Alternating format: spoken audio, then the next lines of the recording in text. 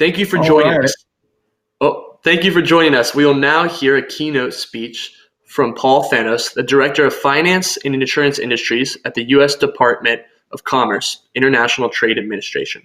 Thank you, Paul, so much for joining us, and I will now cede the stage for you to begin.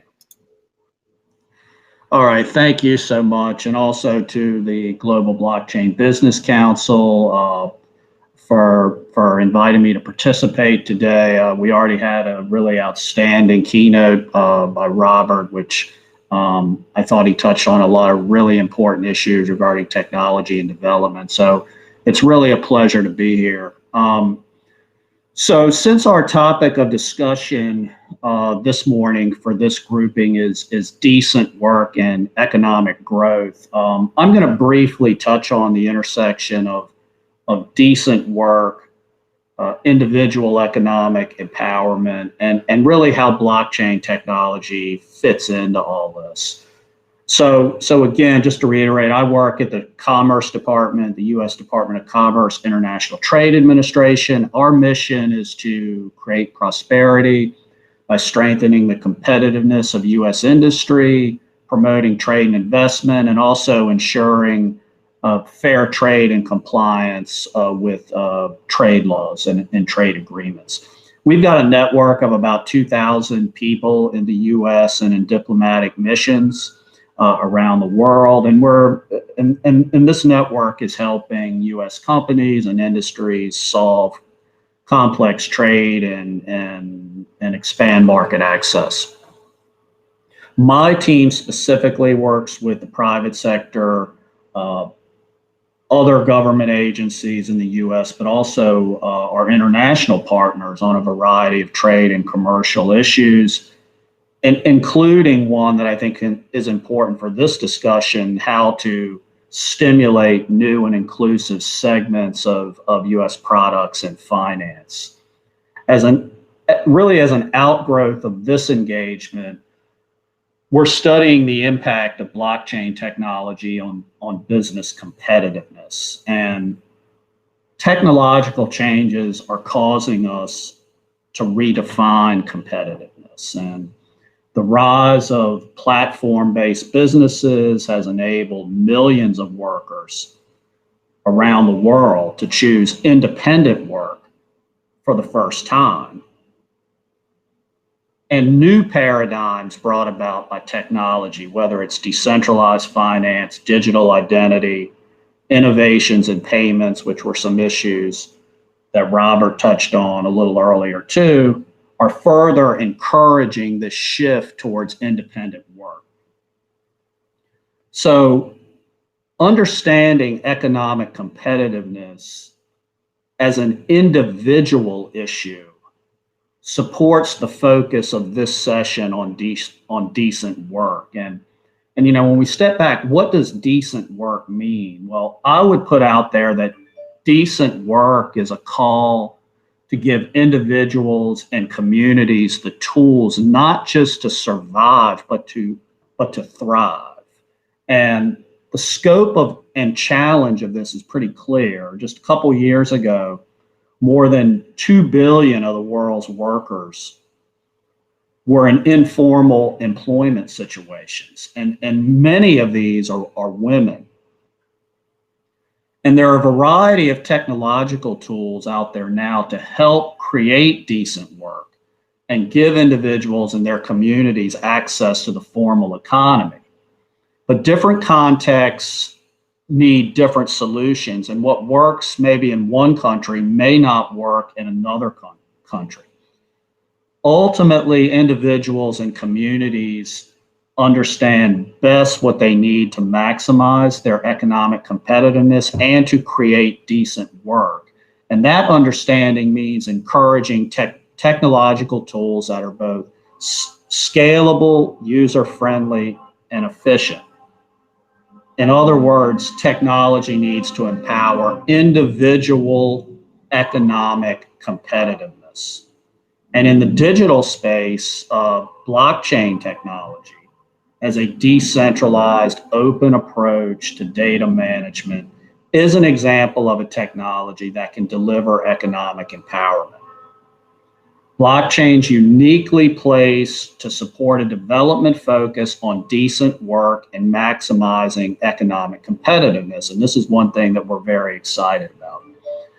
Its adoption is a crucial component of future U.S. competitiveness and innovation. And in a development context, the U.S. can promote blockchain-based solutions that will foster core U.S. values of free enterprise, open competition, and entrepreneurship.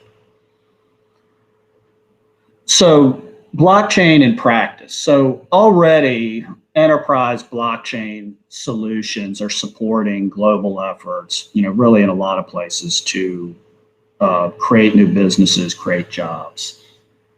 In the trade world, which I spend most of my time on, blockchain technology is helping to expand access to trade finance by allowing more individuals and small business to engage in international trade. And there's really a huge need here. So the Asian Development Bank has estimated that there's a $1.5 trillion gap or unmet trade finance demand around the world. Blockchain-based systems can offer increased visibility and accountability into finance and other important aspects of supply chains, particularly for small and medium-sized enterprises or SMEs. SMEs can use blockchain-based trade finance platforms to see available financing offers from banks. Blockchain-based trade finance also helps simplify document verification, reducing the amount of time for financing transactions from weeks just to a few days. And when you think about the scope of financial services and where you have a very intense paper-based system still in place, trade finance often comes out at the top of that list. So this is an area that's ripe for change. SMEs can also use blockchain-based platforms to identify available space on container vessels and aircraft for cargo, ensuring that they can ship goods at the lowest possible price. So this gets into the issue around supply chain management. Now, remittances are another area that are very ripe for blockchain-based solutions. The World Bank has estimated that migrant workers sent a record $550 billion back to low and middle income countries in 2019. Yet the cost of sending these remittances is pretty high. On average, for every $200 in remittances, it costs approximately $14 to send. And much of that cost can be attributed to the complexity of today's payment systems. Most individuals cannot directly access global payment networks and must do so through an intermediary, such as a money transfer service. Blockchain technology is helping to break barriers in transaction processing speeds and directly connecting remittance senders with their intended recipients. Now, over time, money saved from lower cost remittances can be a catalyst for individual entrepreneurship. Now, you may think, well, what is $14? Well, an additional $14 may not appear to be much on the face of it, but over time, that money can allow for investment in additional tools or other resources to start a business. Blockchain can also improve basic governance structures, such as land registries and other public services needed to secure economic growth. And, confidence in the integrity of blockchain-based records encourages individuals to start their own formal businesses and also reassures external investors. And really the key to this is the principle of trustless trust. The integrity of blockchain records do not depend on trust in an individual person or an institution. It really relies, it's based on math. So this aspect of blockchain technology does make it ideal for use in emerging economies that are still, essentially developing governing institutions. All of these developments, which I just mentioned, support individuals in their search for decent work and participation in the formal economy. And blockchain platforms offer individuals and their businesses open and secure access to finance, payments, and government services. So I've just given a few examples here of blockchains, either real or potential applications for development. And you know, again, Robert gave some really outstanding examples as well in his presentation. I would say policymakers around the world need to understand the technology and really how they can best support its development. You know, we at the Commerce Department want to support blockchain's growth and understanding, development, et cetera. And that's why with our colleagues at the National Institute of Standards of Technology, which is another agency within the department, we're going to be holding some virtual roundtables on blockchain and its implications for U.S. economic competitiveness and innovation. These roundtables are going to give stakeholders in the blockchain community, which I would include businesses, advocacy organizations, thought leaders, you know, and others, an opportunity to share their experiences and offer insights into, you know, really its potential for the U.S. economy. And, you know, our mission at the department is essentially to create economic growth and development for all Americans. And we want to help blockchain. We want to help the blockchain community and really the ecosystem maximize this technology's potential, and for government to help that effort. So based on these discussions, we're going to prepare a roadmap for supporting and encouraging commercializing blockchain. And this roadmap is going to outline our next steps and serve as a framework really for discussions with our colleagues and other departments and agencies. And you know, in the long run, we hope this is a catalyst for more of a whole of government approach on blockchain. We're also integrating blockchain discussions in our formal bilateral dialogues. And you know, one example of this is my group is leading the commercial pillar of the US-UK Financial Innovation Partnership, which was launched in May.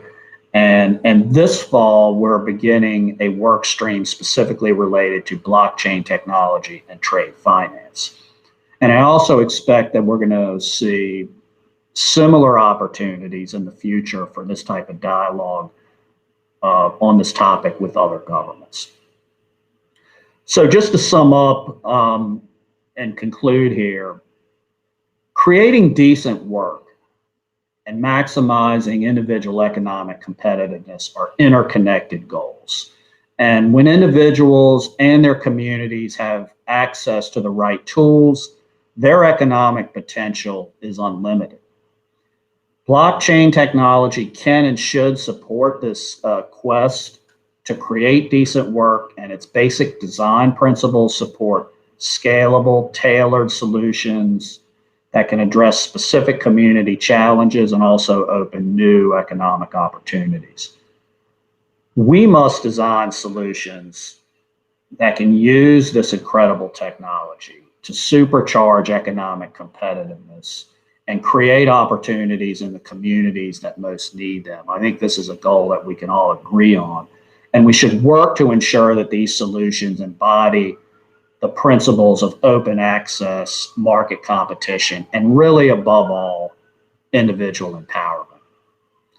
So thank you all. This has been great. I look forward to the continued dialogue and discussion about this in the future. Thank you.